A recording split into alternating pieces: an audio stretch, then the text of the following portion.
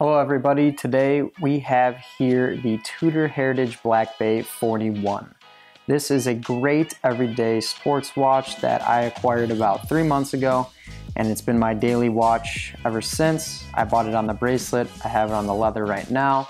I do have the bracelet to show you later, but I really think you're going to like this thing. I really like this thing. Let's get into the hands-on review. First, let's start off with the specs. This Heritage Black Bay 41 is a little bit slimmer and a little bit more wearable every day than the regular Black Bay. It is only 11 millimeters thick in case thickness, which is about 1 millimeter thinner than the regular Black Bay. It has a 22 millimeter lug width, which makes for a prominent strap or bracelet, and the bracelet tapers down to an 18. And the leather obviously tapers as well. It has a lug-to-lug of exactly 50 millimeters, and as the name would suggest, it is a case diameter of 41 millimeters. This watch has a 150 meter water resistance thanks to its screw-down crown. It's a ETA-based 2824, regulated by Tudor, but I mean, you would say that it is just an ETA 2824, beats at 28,800 beats per hour with a 38-hour power reserve. And in the booklet the AD gave me, it claims that it's COSC certified. I can't find anywhere online or the website that says that, but it runs about 1 to 2 seconds a day fast for me, which is well within those standards. Now let's talk about the design. The design of this watch is great. It's super simple. It makes for an amazing everyday sports watch. It's versatile on the bracelet or the strap. It has brushed lugs, a fixed polished bezel, the Tudor rose as opposed to the Tudor shield on the crown, which I will try and zoom in on later. And it has a gloss black enamel dial with white applied indices. The lume is fantastic. It has snowflake hands, which is a point of contention for this watch. People either love it or they hate it. I tend to love it. I think it gives it personality and has sort of a distinctive feature compared to some of the other watches in this tier or category, some of its competitors. And it has sort of a Rolex profile. As everyone knows, Tudor is Rolex's little brother brand, but it has the features like the snowflake hands to distinguish itself. And on the dial, it's very clean. All it has is Tudor, the logo, which is a shield, a Geneve seal, and it says rotor self-winding, but as you can see, the time is blocking that. The bevel on the lugs is quite sharp. I'm not sure if the camera is picking that up or not, but in person they're amazing. The side of the case is polished fully. The bezel is fixed and polished fully.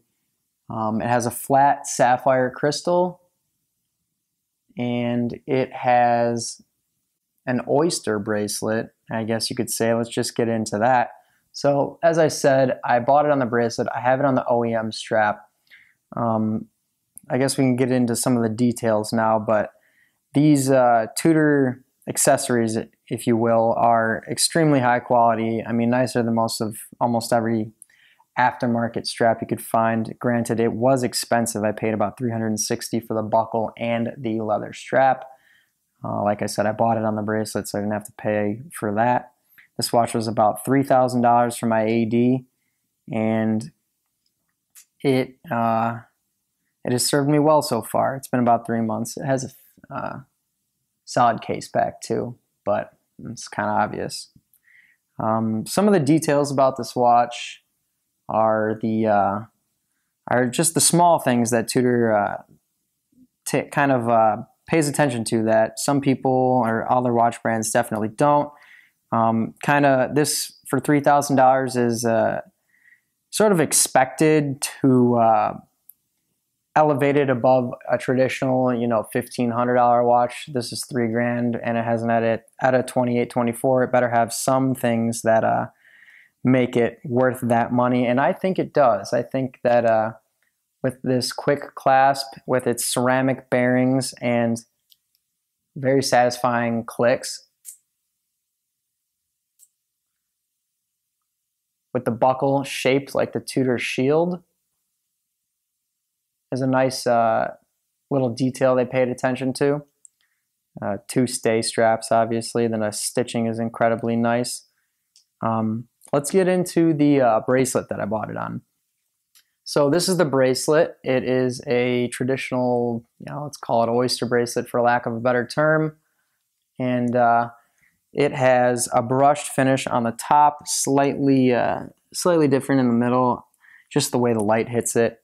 And then it has this clasp, which is not really your traditional Rolex or Tudor clasp. It's just kind of a pull, and it is very nicely machined with high polish on it.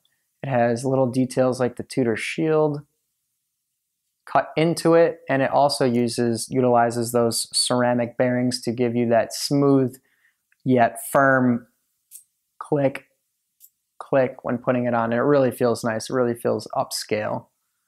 I mean, I love that part of it. My buddy has an older sub, and it sure doesn't feel that nice to close the clasp. Some other small details. We'll move this bracelet out of the way. And it has suede, maybe Alcantara, but I'm guessing it's suede on the bottom of the leather. It's a nice calfskin with kind of an old school stitching pattern to it. And yeah, this watch is, I mean, it's great. I wear it every day. I switch straps. I give it, it slips under a dress cuff if need be. I wear it on the leather just Friday night out with a girlfriend, something like that. It has a very kind of versatile personality to this thing. If you have the right accessories, you can make it sort of an any situation watch. This Tudor is so clean. I mean, it fits on my 7-inch wrist. Extremely nice with the 50 millimeter lug to lug. The lume is great, which I will show you guys later.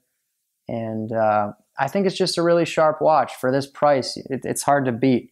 I mean, I would compare it to maybe a Seamaster Aquaterra, which at $5,700 is a great value, but it's $2,700 more than this watch, almost double the retail price. Some people say the Zen 556 is a great everyday watch at $1,000, and I agree, but I think I'd spend the extra money just to get something along the lines of this, especially because the Tudor has quite a bit of heritage. I'm sure everybody knows that story, so I won't get into it too much. It's really, it just is really, really nice. The indices are applied, like I said. They have stainless steel outlines. The dial is super precise, no blemishes, no marks. The sweep is very, very smooth at 28,800 beats per hour, and the lume is fantastic at night. So I don't have too many gripes. One of the gripes is this little black stem for the crown, screw down crown. It's hard to see far away. Let me see if I could zoom in, but it kind of makes it look like it's floating there, for lack of a better term. I don't like that. Some people argue for $3,000 you should get an in-house movement, and if you spend the extra $700 on the regular Black Bay, you do.